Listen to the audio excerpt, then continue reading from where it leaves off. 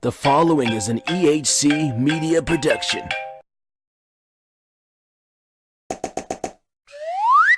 Hi everyone, Ibeza here, and just want to let you know about my two YouTube channels that you might like. First, I have a WWE related channel. I play WWE games, I talk about WWE, the real product and all that sort of stuff. And the other channel, I just play a wider variety of games. The links are in the description of this video, so please head on over and check me out. Thanks very much.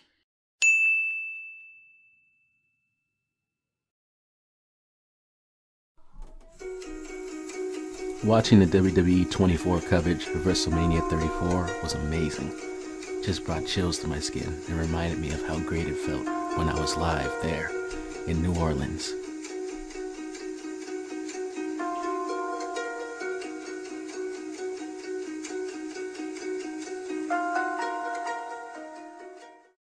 We gotta be doing something great. It's time. It's time. Who are you trying to kid? I do not give a damn. Because you're too scared to do the job your goddamn self. I need someone that's has that some energy in them. You guys know nothing about me. I'm gonna take you out. Promo climax time. Promo climax. Promo climax. You're all on fucking notice. Either you rise or you fall.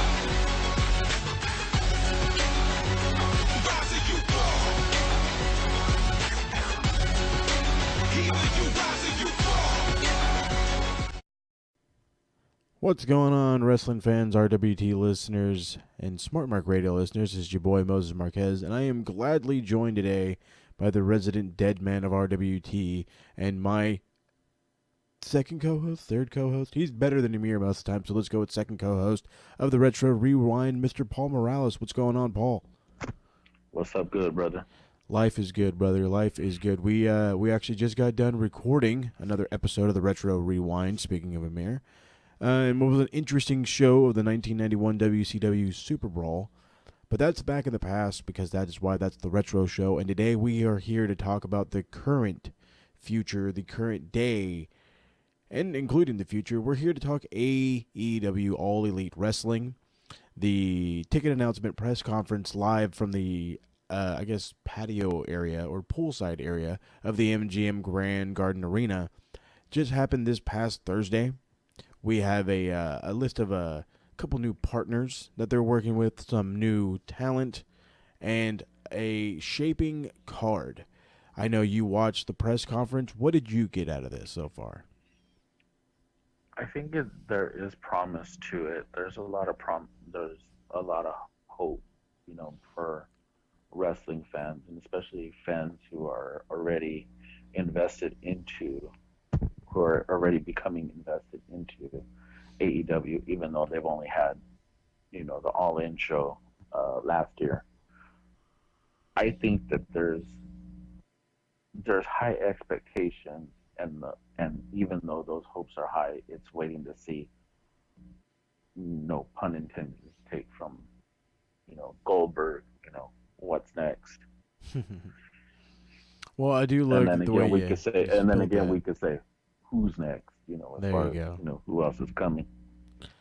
Well, I like that you put that because I still think Goldberg is going to be one of those guys that shows up. But you have a long history with professional wrestling, going back to I don't want to say probably as far back as the NWA, if not even before NWA days. What do you have to say to all these fans that are hating on AEW right now, that are calling this the quote-unquote same thing WCW was? I think coming into, when Cody and them, said that they wanted to do, this venture, Cody and the Young Bucks, Matt and Nick Jackson, they said they wanted to go out and venture to do something bigger and do something different from, the usual corporate, quote-unquote, corporate things you see, as far as they that was the poke fun of WWE. I think the way that they perceive it is they want to take some of the best wrestlers that are out there that haven't been stolen from, that haven't been, gobbled up by WWE, and, show them off. I mean, I hope that, and I get it. Those people are just, they have like these guys from New Japan, like they got these guys from, ROH, and now that they're a joint venture with OWE, which is Oriental Wrestling Entertainment, and AAA down in Mexico. Them bringing in all these people, and they don't really have a full roster, and I get that a lot of these people are hating because one, they don't have a weekly show, and we're spoiled because WWE hands us four shows a freaking 4 or 5 shows a week, from Raw, SmackDown, NXT, NXT UK, 205 Live. We get spoiled in that aspect, where they're putting all this out, and AEW hasn't really done nothing. It's just, right now, it's just, putting together a roster and, finding a home for a weekly show to be produced. So those people are pretty much the normal. They're stuck in that there's WWE and nobody else. Well, to those people, ROH has a weekly show. That's ROH true. has a weekly show. And truth be told, so does New Japan. If you consider their show on Access a weekly show, does show once a week, but it is older taped stuff. But nonetheless, it has garnished fans to the point where Access TV decided they wanted to bring on more wrestling, and that's why they signed WOW, Women of Wrestling, to their TV promotion, or program, I should say. Yeah, and I think that eventually, when they do, get a weekly series, as WWE says, episodic. I think when they do start generating weekly programs, and I say Impact 2, even though they're all recorded, but, Impact 2 is another one. Once they start generating that, either through Amazon, Hulu, Netflix, or whichever, form of streaming that they decide to do it on, I think people will, start to generate, something, they'll start building to matches, start building to pay-per-views, and, whatnot. People will generally, go towards it. I get it. New Japan came over here, they're showing their, do their shows here in the U.S., in Long Beach, and, up in San Francisco, and, they're going to do the one in New York the same weekend of WrestleMania.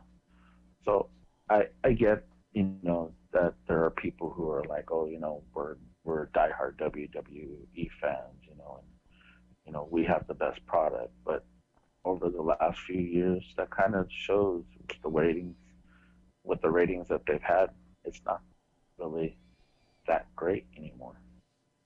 No, it's gone down, and gone downhill fast. The thing I feel about AEW is it's new, it's fresh, it's hot, it's everything you want with professional wrestling. There's a lot of guys and there's going to be a lot of guys that you don't know. And that's what makes this promotion interesting. When those fans that followed Lucha Underground, due to the buzz of Lucha Underground, they didn't know who Phoenix was. They didn't know Dragon Azteca Jr. They didn't know Pentagon. They didn't know the Monster Matanza Cueto. They didn't know any of these guys, but they fell in love with the television show, and they followed it all the way up until season, I want to say, 4. And within that time, it built a following, just like how Impact builds a following. They originally built their following by using former WWE guys, but they also got over by using their TNA originals. Guys like Samoa Joe, guys like AJ Styles, and even Christopher Daniels at one point, who was a big mainstay for Impact for a decent amount of time. I do want to talk this TV contract. There has been rumors for about a month plus now that due to the connections of Tony Khan, there's 2 stations right now that are in the running. I personally think one of them is TNT, and maybe the other one, just maybe, is like a WGN. Now, I feel like if you put them on TNT, it's going to immediately garnish all of the WCW haters out there. All the people are going to be like, oh, it's WCW all over again. But let me elaborate WCW on some of you folks.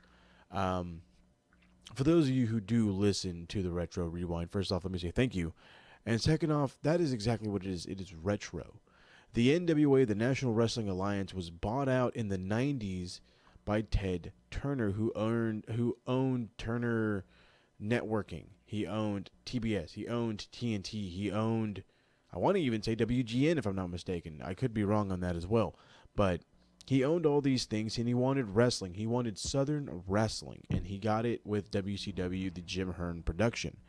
He then eventually, he did not keep an eye on it. He could care less about it. He just fed it and let the people who ran WCW run WCW. When WCW was at the peak, they were competing neck and neck with WWF because WWF was a tape show.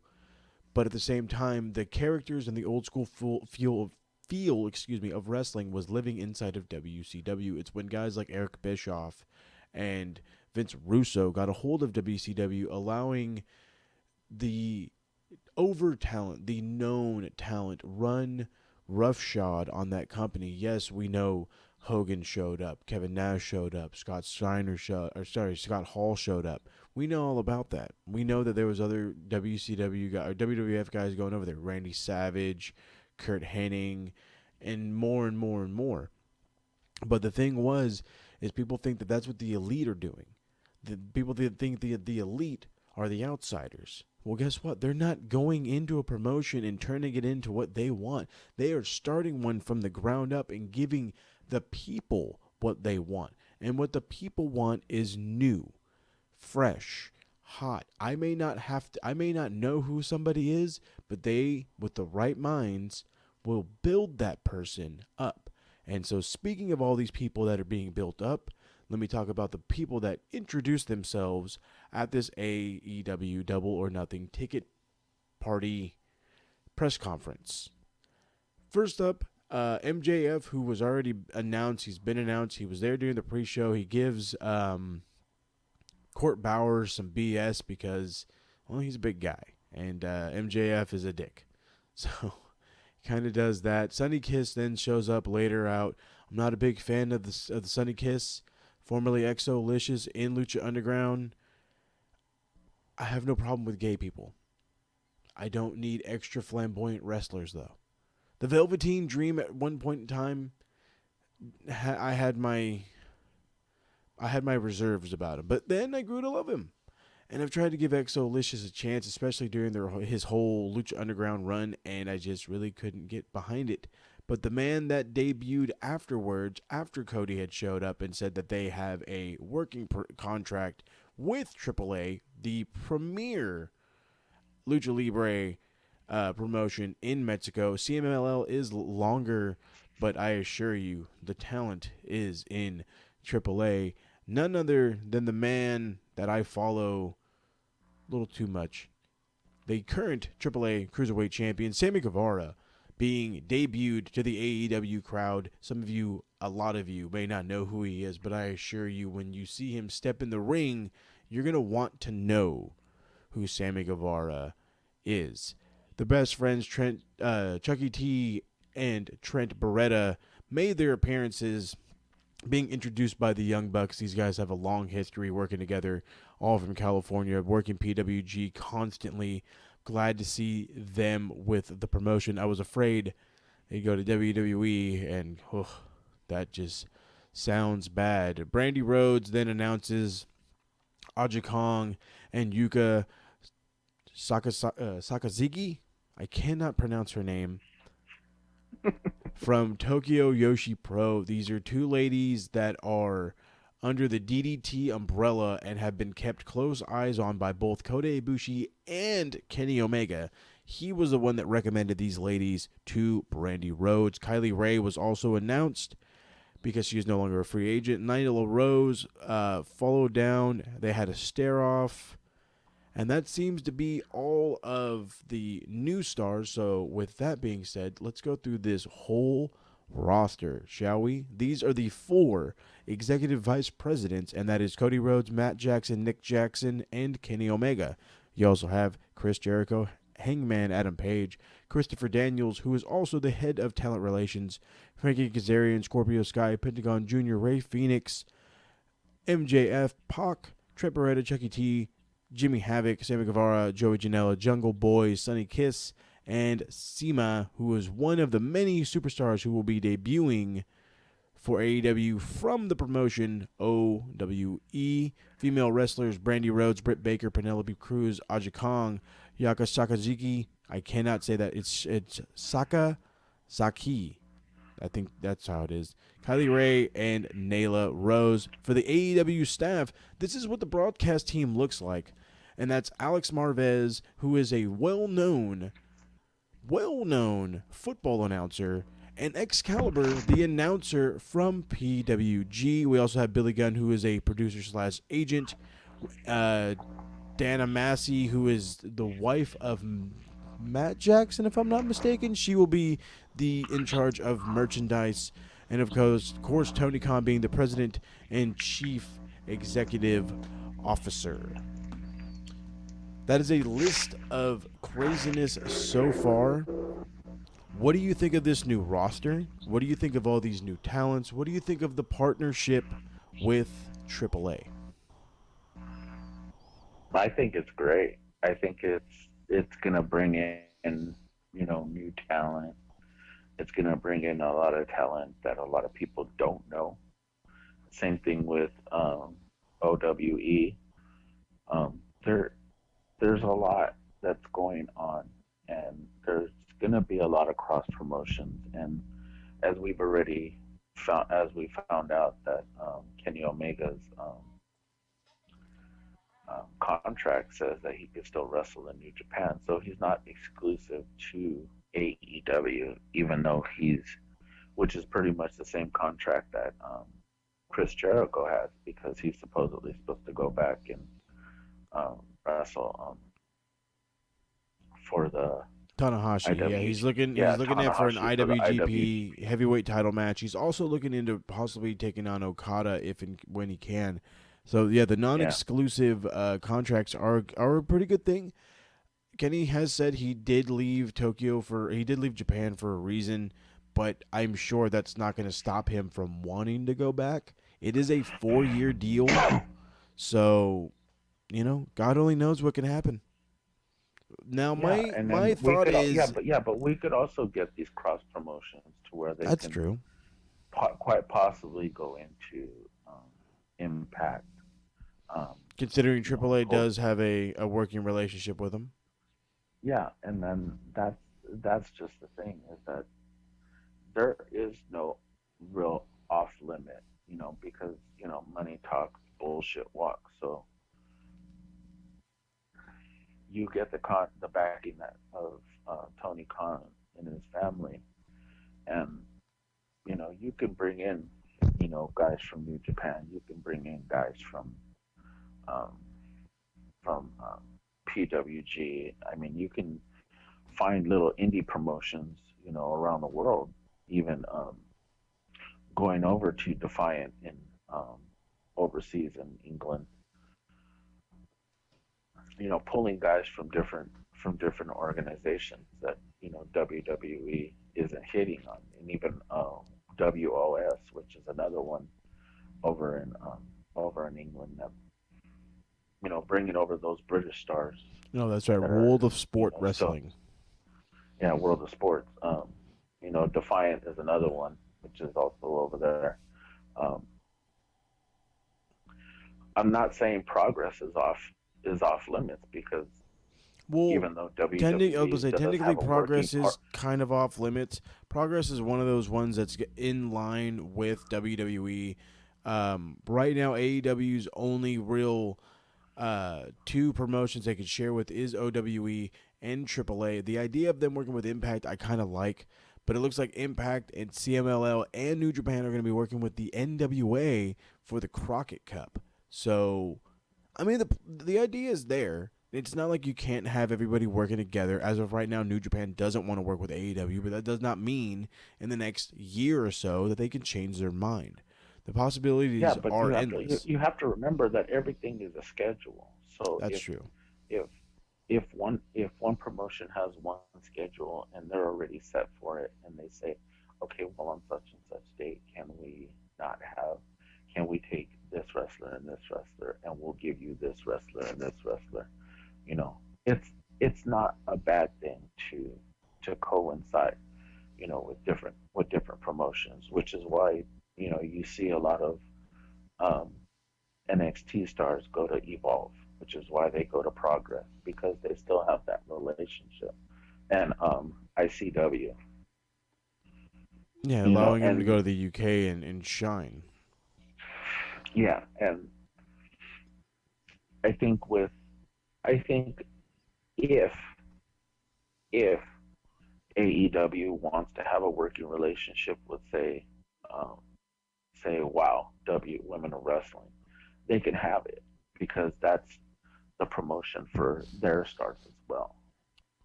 I mean, I like that idea. So then I have a question for you. If there is one promotion that you could team AEW with, who is that one promotion and why?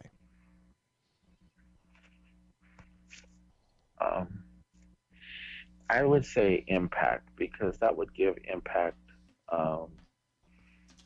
that would build both promotions, because a lot of guys that are, I mean, you already got the Lucha Brothers that are working with Impact, and there are stars that can fill in spots in your roster, like a Brian Cage and a Sami Callihan, who can come in and take on a Kenny Omega or take on a Chris Jericho. Well, I mean that, and then you also have guys like John Morrison and OVE. You have an awesome tag team set up in Desmond Xavier and Zachary Wentz. They're and great. Even LAX, either one of them. LAX is another great tag team. The original LAX or the new version of it. No, I like the idea of Impact. Homicide, and I can't think of the other guy's name. But anyways, so all I'm trying to get at is that you have to remember Don Callis and Chris Jericho are friends. So it's feasible for it to happen. So it's not it's not something that couldn't happen. Not out of the realm of possibilities. Yeah. So I do want to ask you, because there is this lovely thing going around talking about who should the first AEW champion be. And as much as that I want that to be my question, here's my real question. How many titles should there be for AEW when they start out? Say Tuesday Night Dynamite starts in May. The first one starts in May. When you start in May, how many titles are you showing off to the people? Well, you're going to have a women's title. You're going to have a main title. You're going to have your world title. You're going to have a women's title. For both the men's and women's. You're going to have a tag team title. So if you're going to have, say if you have single wrestlers, if your roster is 12 deep as far as single wrestlers, how many of those do you see as main eventers? I mean, I'm pretty sure they're probably going to say, well, everybody's going to get their chance at the world title, which is perfectly fine. Yeah. But how many do you see as your world champion? How many do you see Not the as future world carrying? champion, but the world champion. The one that, Yeah, when yeah, you think of the AEW world champion, you think of this man. yeah. And then you can say, somebody who, I, you could say Hangman Page, who came out and said, I want to be the first AEW World Heavyweight Champion. Okay, which is fine and dandy. But now that you have Kenny Omega there, what is Kenny Omega? Is he your ring bearer for your inaugural title? Is it going to be Pac? Is it going to be whoever else you bring in? All I'm saying, is it going to be Chris Jericho? If you look at their roster, and as I said, you go 12 down, it's not like WWE to where you look at, their roster and you think every single one of those guys could be world champion. And they should already be world champion. Mm-hmm. Are you going to look at those guys the exact same way? That everybody is going to get their chance with that title? Are you going to give Kenny Omega a 3-month run? Are you going to give Pac a 3-month run? Are you going to give this person a 3-month run? Are you going to give this one a 3-week run? Are you going to give that one a 4-month, and so on and so forth? How are you going to divvy this up? So I'm going to say, if you're going to do this and you're 12, 14 deep on your for a main title, I'm saying they're going to need a mid-card title, at least to build up to a main event. This way, they're not so much held back to think, I'll never get in line for that title. I fully agree with that one. I think because Tony Khan is a lover of the old school wrestling, he's a big fan of Mid-South and WCCW and other things like that. Anything Crockett, pretty much, he said in the interview with Dave Meltzer and Garrett Gonzalez on Wrestling Observer Radio. But I feel like a mid-card title would be ideal, and I think it would be best if it was the television title. That way you're not discriminating, and I don't mean this in a way like because of certain promotions that do this, you're quote-unquote discriminating. I feel to stand out from the crowd, you do not debut a Cruiserweight Championship, and you do not debut a Light Heavyweight Championship. You debut a television championship, stating that the top mid-card guy is the television champion, not the top guy under 225, not the top guy under 205. You are the top guy regardless of size or stature. So yes, Yeah, I and like I the idea totally of a agree. And I would much rather have a guy who's defending a title on a weekly basis on TV, rather than just somebody who's going to hold a title on their shoulder and just walk around with it. Either that or, hold it up in limbo for I don't want to wrestle this pay-per-view. I'll wrestle the big pay-per-view. Forget the other ones. Blah. I could definitely see that. Oh God, no, let's not. I would want to ask that's you. what I'm saying though, is that I would much rather see somebody go out there and say, I'm going to be a fighting champion. So every week, as a television champion, I'm going to go out and I'm going to defend my title. Win or lose, I'm going to go out and defend that. And that should be a stipulation for that title, and not have it to be something built up for a pay-per-view. You prove that you are the workhorse of AEW, and you are rewarded the television title. I like that. As much as I want to see Hangman be like that star mid-card, he's the star. He's their star. He's going to be one of their top guys. I could see it going to somebody that they brought on, like a Sammy Guevara. I could maybe even see like Christopher Daniels holding it. You know what I mean? like a ring general like Christopher Daniels holding that mid-card title, allowing the youth to go through him to prove they're worthy of becoming champion. So that idea is a good one for me. But I do want to get into this partial card that I have right here in front of me. It's only about five matches. Nyla Rose versus Kylie Ray, the team of SCU taking on SEMA, and two wrestlers from OWE have Hangman Page versus Pac, the Young Bucks taking on the Lucha Bros, and Kenny Omega taking on Chris Jericho, and Kenny versus Chris 2. I did mention the Lucha Bros. We do know of Phoenix's injury. Do you want to touch on that? Yeah, from what I've read and something I posted on the RWT page, he is doing okay. It was just a stinger. He got feeling back. He was released from the hospital the same night. So he's going to take some time off, at least a week and a half, almost 2 weeks, to recover. He's going to go through, the same protocols as a lot of WWE wrestlers go through. So, it's just a precautionary thing. They'll reevaluate him in a few days, and, hopefully he'll be back up in no time. And so far they had a scheduled match actually with the RVD and Sabu for April for an Impact show, an Impact pay-per-view that they have going on. So hopefully that happens, and again, they're still recently won the AAE or AAW tag team championships. They're also Impact Wrestling champions. I don't know whether promotion that their tag team titles.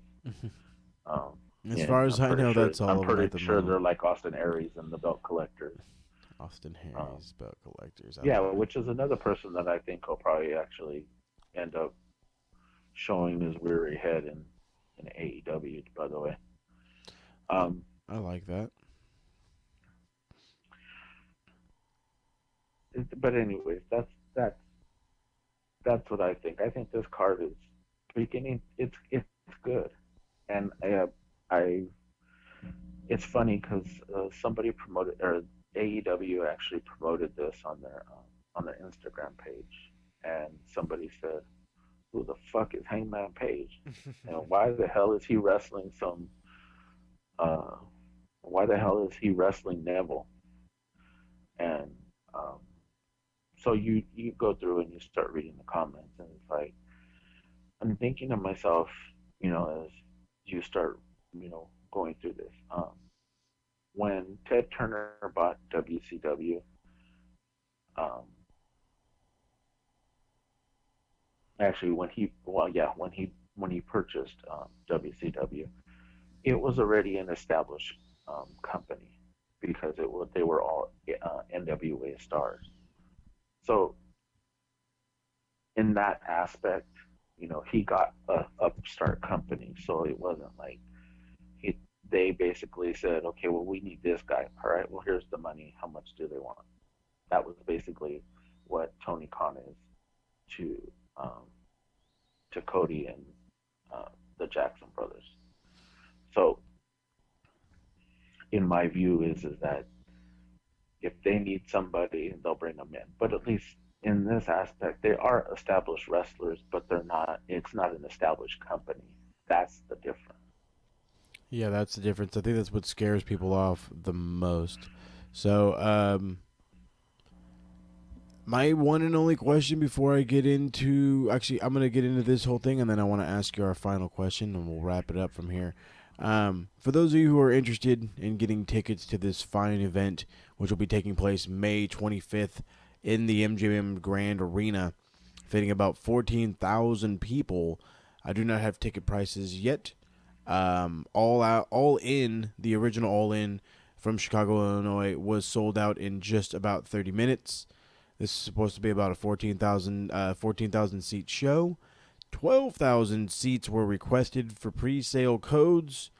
and it shut the website down, ended up crashing. You have until February 11th to go to beingtheelite.com and asking for your special pre-order code to get your tickets. So then, like I said, I just wanted to ask one final question, and that is simply, where can AEW go from here to not only shut down the negative fans, but to gain positive aspect from the already, to gain more positive aspect from the already into it fans? What is it they can do, and where do you see them going next? I think what they're going to do is continue doing what they're doing. It's it's generating that interest from people. Love them or hate them. People are already hating on them because, like I had already mentioned, people are diehard WWE fans. So they're not so much leaning towards away from that aspect, but in some aspects, you got a lot of people that are tired of the same, routine with them.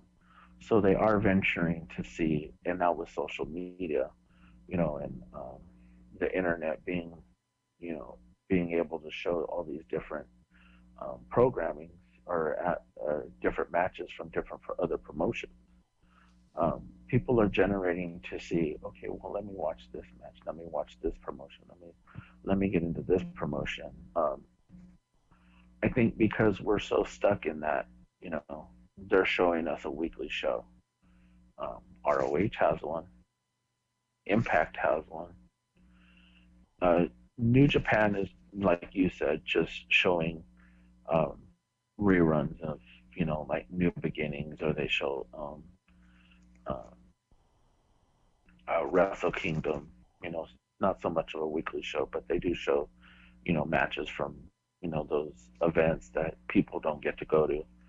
So, like I said, we're spoiled in that aspect as wrestling fans because WWE spoiled us to have a weekly show. Until that generates, for AEW, I think that they'll eventually, gain more interest, and they'll get more people on board to show a different type of wrestling, even though it's wrestling.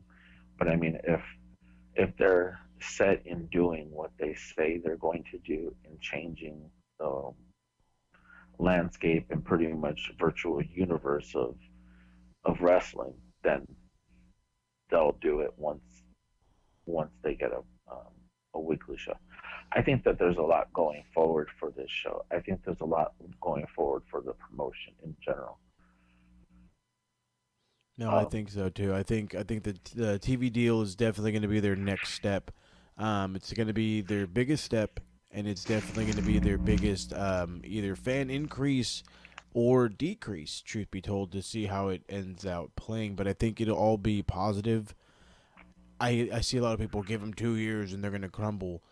Look, it's that these guys are taking a risk, and it is a very, very, very, very, very high risk. They all turned down millions and millions of dollars and creative control and God knows what else to build something on their own, to prove that it is not just a dream, it is a reality, and with the right minds together, anything can be possible. So I feel like this is just going to get better. There's going to be more talent added. There's going to be a deeper roster. They don't need 800 guys. This is not the WWE, where you have to have so many titles to acknowledge people that they mean nothing. They are going to have a solid roster of a decent number of guys. Everybody's going to get screen time. Everybody's going to shine. And they may build some stars in the process. I've always said the one thing about wrestling promotions. I've always said this one thing about wrestling promotions. If you do not, and this is something I got from Jim Cornette actually a long time ago, something he actually mentioned. If you don't have an established divisions in your company, you're doomed to fail. Because of each division say you have your main eventers, your mid card, your tag team division, and now you have a women's division, or which was already there. But if you don't have those set as saying, these are your main eventers, these 8 guys, say, like I said, say the singles roster is 12 to 14 guys deep. If half of those guys aren't main eventers and the other half are mid-carders with the opportunity of moving from mid-card to a main eventer, then there's nothing. Same thing with the tag team division. If you have guys, 8 tag teams, every tag team should be able to get an opportunity at a tag team title. Opportunity is one thing. Not giving opportunities is another. Now, if for this company to succeed, it has to be able to at least allow all these individuals, even if they don't get it, at least you're showing, them. Because I think at some point you do drop it to them, because then that gives them that success factor. So you want that turnover for every single individual that's in that division. Mm-hmm. And I think there's with everything that's going on with these companies, I think there's only it's any company from the ground floor. You have to build it up.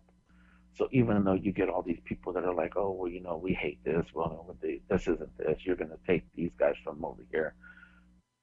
No, what they're doing is that they're paying these individuals to do house shows at their convenience, because they do work for other promotions. They do go out and make money in other places. But because when you're here, you're a part of this group, and they're taking care of them. And I'm pretty sure at some point in time, one of these contracts is going to leak out on the internet, and we're going to see exactly just how great, how good or how bad the contract is.